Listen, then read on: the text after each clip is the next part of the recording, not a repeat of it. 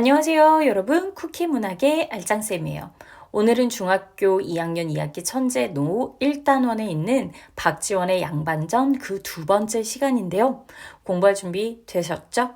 자, 그럼 시작해 볼까요?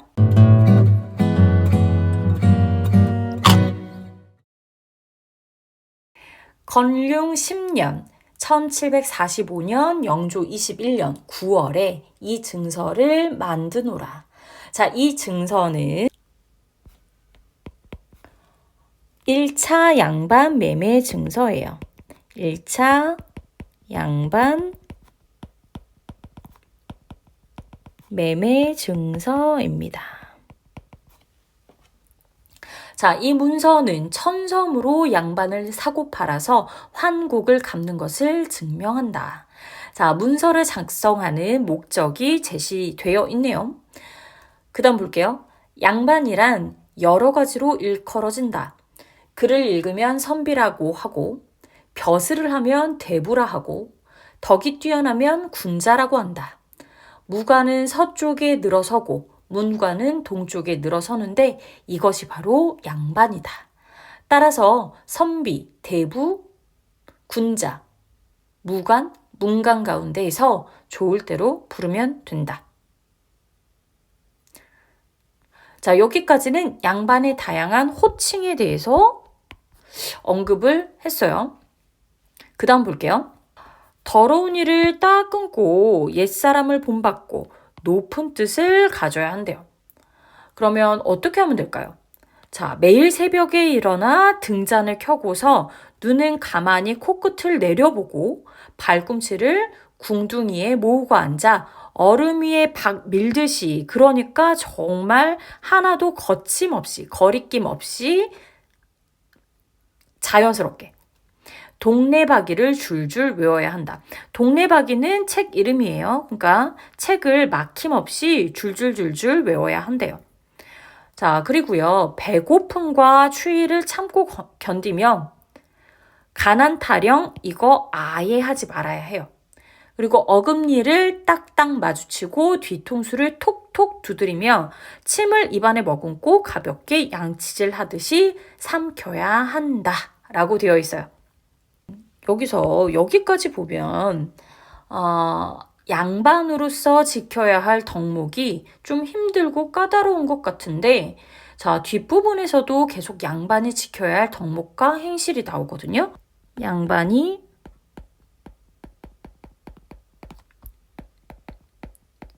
지켜야 할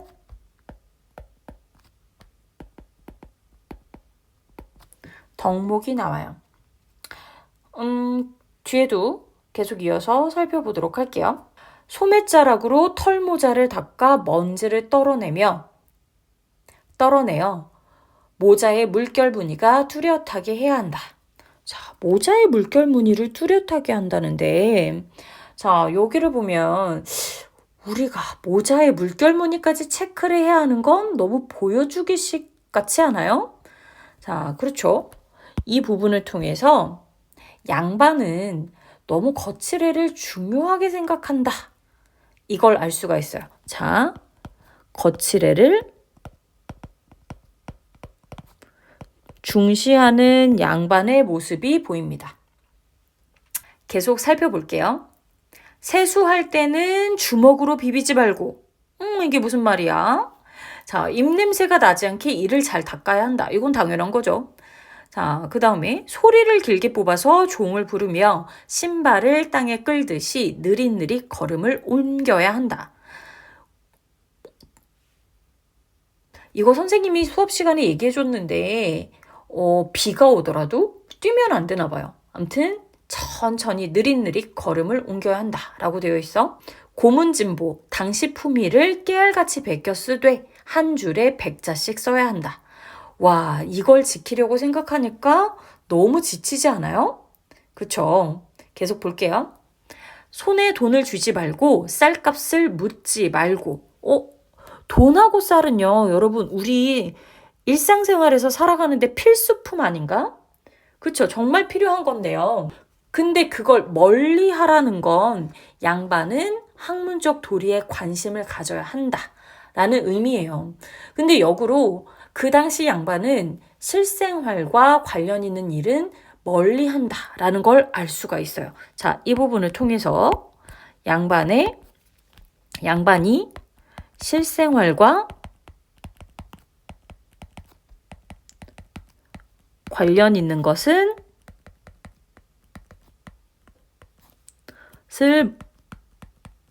멀리 하고 있구나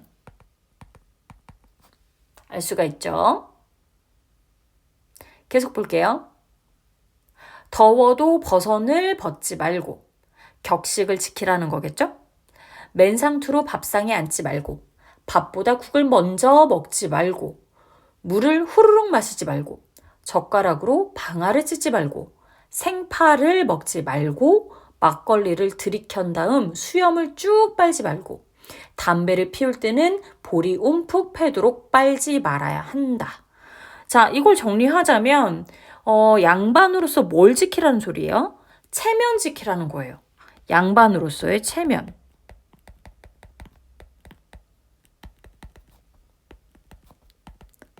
양반으로서의 체면을 지켜라 라는 건데 근데 너무 과하죠. 자, 이것을 통해서 무엇을 할 수 있을까? 이것을 통해서 체면과 형식에 얽매여 있는 양반의 모습을 알 수가 있어요. 체면과 형식에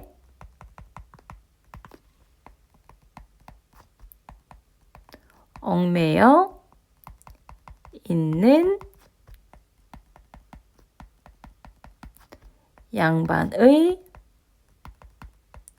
모습을 알 수가 있다. 자, 이렇게 정리를 하면 되겠네요. 계속 볼게요. 화가 난다고 아내를 때리지 말고, 당연하죠. 그릇을 내던지지 말고, 아이들에게 주먹질을 하지 말고, 죽으라고 종놈을 야단치지 말아야 한다. 소와 말을 꾸짖되 그것을 판 주인까지 싸잡아 욕하지 말고, 아파도 무당을 부르지 말고, 제사 지낼 때 중을 부르지 말고, 추워도 화로에 겹불을 쬐지 말고, 너무 지켜야 할 거 많네요. 말할 때 입에서 침을 튀기지 말고, 소 잡는 일, 그러니까 백정일 같은 거죠. 자, 소 잡는 일을 하지 말고, 돈으로 노름을 하지 말아야 한다. 이러한 사항을 어기면 이 증서를 토대로 관청에서 양반의 옳고 그름을 따질 것이다. 정성군수가 서명하고 좌수와 별감이 증인으로서 서명함. 자, 이렇게 1차 양반 매매 증서의 내용을 확인해 봤어요. 1차 매매 증서의 내용을 좀 정리해 볼게요. 여기에는 양반으로서 지켜야 할 덕목과 행실이 나열이 되고 있고요. 그리고 체면을 지키기 위한 허례허식에 얽매여 있는 양반의 모습도 나타나고 있어요.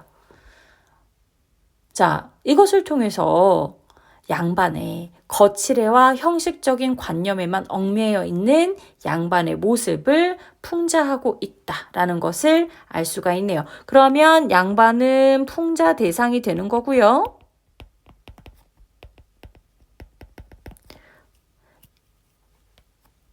이러한 모습이 풍자의 내용이 되는 거겠죠. 자, 그러면 이어서 보도록 할게요. 이에 관청의 하인이 탁탁 도장을 찍는데 그 소리는 마치 북을 치는 것 같고 찍어놓은 모양은 하늘의 별이 펼쳐진 것 같았다. 호장이 증서를 다 읽고 나자 부자는 어처구니가 없어서 한참이나 멍하니 있다가 말하였다. 왜 어처구니가 없었을까? 그 뒤에 이유가 나오지 않을까요? 양반이라는 게 겨우 요것뿐입니까? 저는 양반이 무엇 같다고? 신성 같다라고 들었는데 정말 이렇다면 너무 재미가 없는걸요. 원하옵건대 제게 이익이 되도록 문서를 고쳐달라는 거예요. 자, 이 부분을 한번 생각해 볼까? 부자가 군수에게 양반 매매 증서를 자신에게 이익이 되도록 고쳐달라고 그랬어. 자, 이 말이 무슨 뜻일까요? 자, 부자는요, 1차 매매 증서처럼 하면 자신에게는 아무런 이익이 되지 않는다고 생각을 하고 있어요. 그러니까 부자는 양반 신분을 통해서 이익을 얻으려고 한다라는 걸 알 수가 있죠. 그러니까는 진짜 양반이 되고 싶어서가 아니라 자기가 그 권력을 통해서 이익을 얻고자 한다라는 거. 자, 그 부분을 알 수가 있어요. 이 부분을 통해서 부자가 비판의 대상이 될 수 있다라는 것을 알 수가 있어요. 자, 그럼 이어서 볼게. 그래서 문서를 다시 작성하였다. 자, 양반 2차 매매 증서가 보입니다. 자, 2차 매매 증서. 이 내용은 어떻게 되는지 한번 살펴보도록 할게요. 하늘이 백성을 낳을 때 넷으로 구분하였다. 네 가지 백성 가운데 가장 높은 것이 선비이니 이것이 곧 양반이다. 양반의 이익은 막대하다. 농사도 짓지 않고 장사도 하지 않는다. 아무것도 하지 않아도 된대요. 자, 이걸 한자성어로 무엇이라고 하지? 자, 여기서 이벤트 들어갑니다. 자, 아무것도 하지도 않고 그냥 놀고 먹을 수 있는 것, 이걸 사자성어로 무엇이라고 하는지 반, 번호, 이름, 그 다음에 정답을 기입해 주시면 됩니다. 선착순 5명께 선물을 드리도록 할게요. 그럼 계속해서 볼게요. 글만 대충 읽어도 크게 되면 문과에 급제하고 작아도 진사가 된다.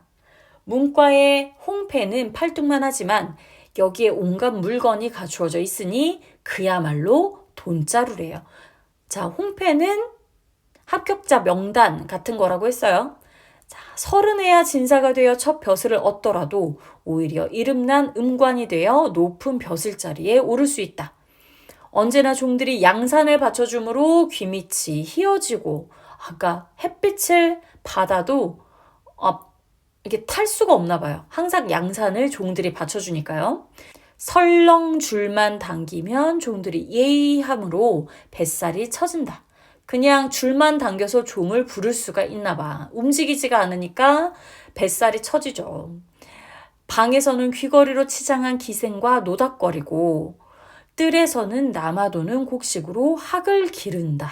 자, 이 부분 좀 살펴볼게요. 이 부분을 통해서 우리가 무엇을 알 수가 있을까? 그렇지. 게으르고 사치스러운 생활을 하는 양반의 모습을 알 수가 있어요. 자, 다시 게으르고 사치스러운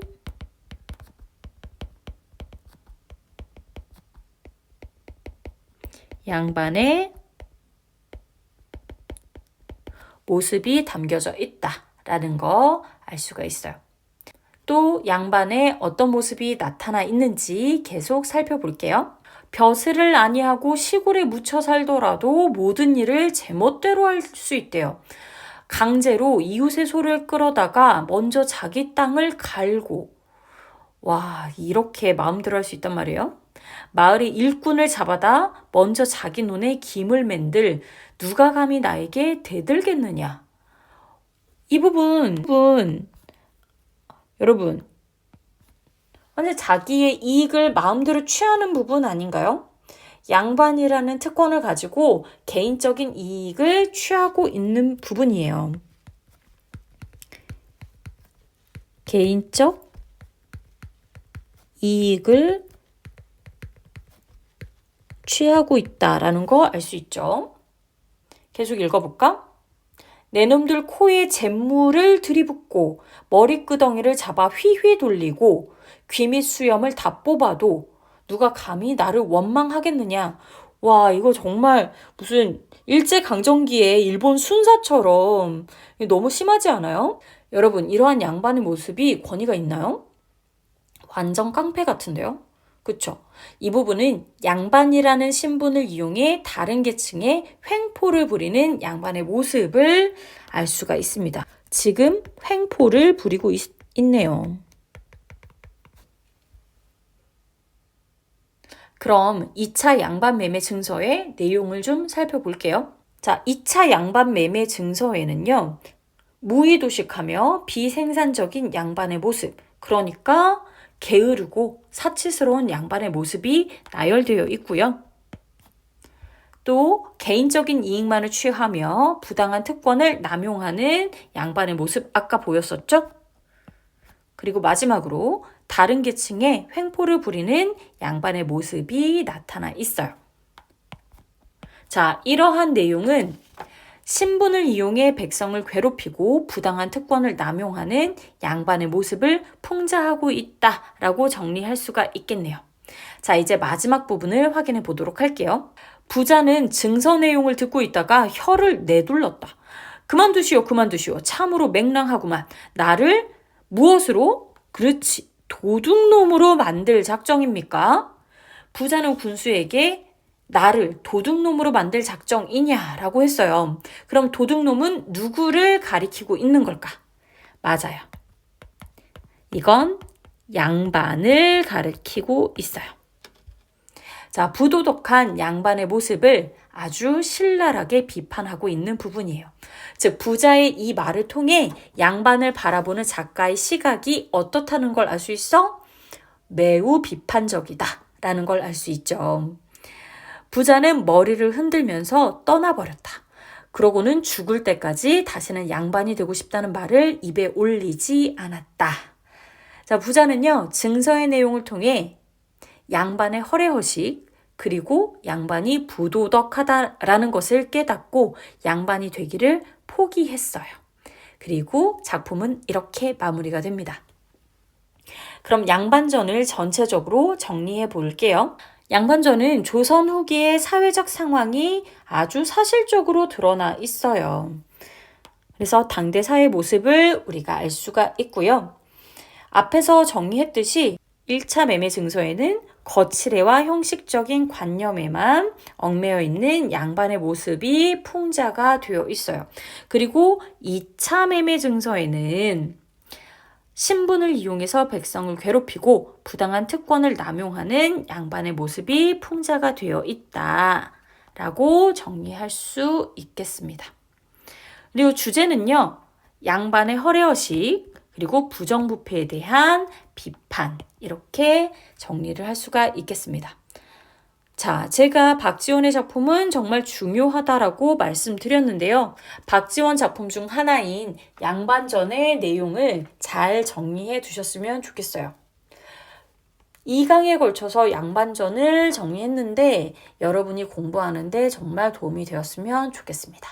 자, 오늘도 공부하느라 고생 많으셨고요. 우리는 다음 시간에 다시 만나요. 안녕!